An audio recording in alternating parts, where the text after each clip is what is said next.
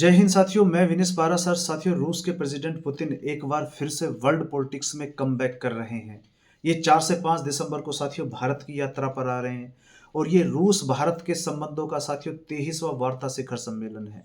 2024 में हमारे प्रधानमंत्री रसिया गए थे, बल्कि हमारे प्रधानमंत्री तो साथियों 2 बार रसिया गए थे 2024 में, और अब 2025 में रूस के प्रेसिडेंट साथियों भारत की यात्रा पर आ रहे हैं। साथियों, 2023 में आईसीसी द्वारा रूस के प्रेसिडेंट पुतिन के खिलाफ अरेस्ट वारंट निकाले गए थे। इन पर आरोप ये लगाया गया था कि ये यूक्रेन के बच्चे चुराकर रसिया ले जा रहे हैं। साथ ही वॉर क्राइम के इन पर आरोप लगाए गए थे और तब से ये देखा गया है कि रूस के प्रेसिडेंट ने 2023 से बहुत ही कम देशों की यात्रा की है। और अब ऐसे में जो अभी हाल ही में साथियों G20 शिखर सम्मेलन हुआ साउथ अफ्रीका में, रूस के प्रेसिडेंट वहां भी नहीं गए और अब ये भारत की यात्रा पर आ रहे हैं और पूरी दुनिया की निगाहें इनकी इस यात्रा पर जुड़ी हुई हैं। और ये भारत और रूस के लिए कितनी इंपॉर्टेंट यात्रा है, इस वीडियो में विस्तार से बात करेंगे। आप सभी से रिक्वेस्ट है, चैनल को सब्सक्राइब कीजिए, वीडियो को लाइक कीजिए और साथियों के साथ भी साझा कीजिए, शेयर कीजिए। साथियों, रूस के प्रेसिडेंट पुतिन 4 से 5 दिसंबर को भारत और रूस के 23वें वार्षिक शिखर सम्मेलन के लिए ये नई दिल्ली आ रहे हैं। यहाँ पर ये प्रधानमंत्री मोदी जी से मिलेंगे, राष्ट्रपति जी से मिलेंगे। राष्ट्रपति जी इनके आने की खुशी में इनके स्वागत में भोज देंगी, इन्हें गॉर्ड ऑफ ऑनर दिया जाएगा, इनका मोस्ट वेलकम किया जाएगा। लेकिन साथियों, ये दौरा इसलिए इंपॉर्टेंट नहीं है कि पुतिन साहब का यहाँ स्वागत किया जाएगा। ये दौरा साथियों इस मायने में इंपॉर्टेंट है क्योंकि 6 दिसंबर 2021 को पुतिन साहब की लास्ट विजिट थी, जो 4 घंटे की रही थी इंडिया के लिए। ये 6 दिसंबर 2021 को इंडिया आए थे और उसके बाद से आपको पता है रसिया यूक्रेन युद्ध में उलझा हुआ है। तब से राष्ट्रपति पुतिन ने कोई भारत की यात्रा नहीं की है।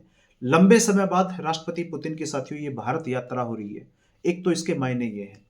दूसरा साथियों, फरवरी 2025 में रूस और इंडिया के बीच में एक एग्रीमेंट हुआ था, जो हमारे राजदूत हैं मॉस्को में, विनय कुमार जी, वहीं रूस के उप रक्षा मंत्री, उस समय के उप रक्षा मंत्री थे ये, अलेक्जेंडर फेमिंग, इनके बीच में और विनय कुमार जी के बीच में एक समझौता हुआ था। Logistic reciprocal exchange of logistic agreement हुआ था। और अब साथियों, रूस के प्रेसिडेंट नई दिल्ली आने से पहले रूस की संसद ड्यूमा इस समझौते को मंजूरी देने वाली है। और जब इस समझौते को साथियों मंजूरी मिल जाएगी तो इससे होगा क्या, भारत और रूस के जो सैन्य रिलेशन है वो और ज्यादा गहरे हो जाएंगे। जो वेस्ट भारत से ये उम्मीद लगाए बैठा है कि भारत को रसिया के ऊपर से अपने सैन्य रिलेशन यानी कि जो अपने संबंध हैं वो कम करने चाहिए धीरे धीरे, लेकिन अब होगा क्या साथियों, होगा बिल्कुल विपरीत, क्योंकि भारत और रूस के जो सैन्य संबंध हैं वो नेक्स्ट लेवल पर पहुंच जाएंगे। क्यों पहुंच जाएंगे? इस समझौते के होने के बाद साथियों, जब इसको मान्यता मिल जाएगी रूस की संसद ड्यूमा से, तो होगा क्या, जो भारत की नौसेना है वो रसिया की नौसेना के अड्डों का यूज कर सकेगी और रूस की नौसेना यहाँ पर उसको हिंद महासागर में यानी कि जो इंडियन ओशन है इसमें उसकी प्रेजेंस काफ़ी ज़्यादा बढ़ जाएगी। वो भारत के नौसैनिक अड्डों का यूज़ कर पाएगी और ये वेस्ट के लिए साथियों खतरे की घंटी है, अमेरिका के लिए खतरे की घंटी है। रूस हमारे लिए यहाँ इंपॉर्टेंट इसलिए भी है क्योंकि हम जो रूस से आज के समय व्यापार कर रहे हैं, रूस और इंडिया का व्यापार लगभग 50 से 60 बिलियन डॉलर के बीच में झूल रहा है। यानी कि आने वाले समय में हम दोनों देश ये उम्मीद लगा के बैठे हैं कि बहुत जल्दी ये व्यापार 100 बिलियन डॉलर तक जाएगा। साथ ही आपको पता है कि अमेरिका ने इस समय भारत पर 50% टैरिफ लगाए हैं और अमेरिका के साथियों भारत पर 50% टैरिफ लगाने के बाद, क्योंकि दुनिया में 2 ही देश थे, एक ब्राजील और एक इंडिया, जिस पर अमेरिका ने सबसे ज़्यादा टैरिफ लगाए थे। लेकिन अमेरिका में जैसे महंगाई बढ़ी, अमेरिका ने ब्राजील से वो टैक्स जो टैरिफ थे वो कम कर दिए। लेकिन आज के समय एकमात्र दुनिया में भारत ही ऐसा देश है जिस पर अमेरिका ने सबसे ज़्यादा टैरिफ लगाए हुए हैं। लेकिन उसके बाद भी अभी जो रिसेंटली साथियों भारत की जीडीपी के सेकेंड क्वार्टर के जो आंकड़े आए हैं वो चौंकाने वाले हैं और वो वेस्ट के मुंह पे तमाचा भी है। डोनाल्ड ट्रंप जो कभी ये कह रहे थे कि भारत की इकोनॉमी तो डेड इकोनॉमी है, अब उन्हें ये देखना चाहिए कि हमारी इकोनॉमी यानी कि हमारे जो आंकड़े आए हैं भी जीडीपी के दूसरे क्वार्टर के 8.2% से हम ग्रो कर रहे हैं। और अभी तो जो जीएसटी में हमने संशोधन किए हैं उसका पूरा इम्पैक्ट आया भी नहीं है और वो संभवतः अगले जब अब आंकड़े आएंगे उसमें पूरा आपको उसका इम्पैक्ट देखने को मिलेगा। और हो सकता है कि हमारे जब जीडीपी के थर्ड क्वार्टर के जब यहाँ पर आंकड़े आएंगे वो भी 8% से आपको ज़्यादा देखने को मिले। इसीलिए साथियों, हम जो आज के समय जो अपनी एनर्जी जो रसिया से हम परचेज कर रहे हैं, एनर्जी ले रहे हैं, और अब यहाँ पर साथियों हमारे लिए रसिया केवल एनर्जी के लिए इम्पोर्टेंट नहीं है।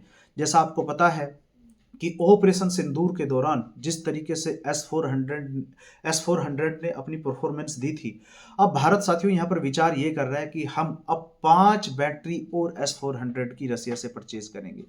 हमारे लिए ज़रूरी है। ऑपरेशन सिंदूर में इसकी परफॉर्मेंस सबने देखी है, इसलिए शायद अब भारत सरकार ने ये डिसाइड किया है कि हम 5 और बैटरी एस-400 की रसिया से लेंगे। साथियों, रूस और भारत एफटीए पर भी बातचीत लगातार कर रहे हैं और हो सकता है यहाँ पर फ्री ट्रेड एग्रीमेंट भी दोनों देशों के बीच में साइन हो जाए। इस पर बातचीत जारी है। साथ ही साथियों, रूस ने जो SU-57 जो इनके फाइटर जेट है, जो रूस का जो सबसे आधुनिक फाइटर जेट है, रूस ने ये कहा है कि हम आपको बनाने की टेक्नोलॉजी भी देंगे, हम इंजन बनाने की टेक्नोलॉजी भी देंगे और हो सकता है कि भारत यहाँ 2 से 3 स्क्वाड्रन SU-57 की परचेज कर ले। साथ ही साथियों, शॉर्ट रेंज पेंट सी डिफेंस सिस्टम है जो जिसने रसिया यूक्रेन युद्ध में बहुत अच्छा काम किया है और भारत इसको भी परचेज कर सकता है। और साथियों, सबसे बड़ा समझौता यहाँ पर यह होने जा रहा है कि रूस अपने देश में रुपए पे कार्ड को मान्यता देगा और भारत जो रूस का मीर कार्ड है इसको भारत में अलाउ करेगा। और इससे है क्या, रसिया जो आज के समय ये चाहता है, जैसे आपने देखा होगा कि इजराइल में हमारे बहुत सारे वर्कर, इंडियन वर्कर काम करने के लिए गए थे क्योंकि इजराइल में वर्करों की शॉर्टेज है। और इसी तरीके से रूस चाहता है कि बहुत सारे इंडियन वर्कर रूस में जाकर काम करें। और यदि ये एग्रीमेंट साथियों हो जाता है तो हमारा गूगल पे रूस में काम कर रहा होगा, पैसे भेजने में, पैसे लेन देन में कोई किसी तरीके की कोई प्रॉब्लम नहीं होगी।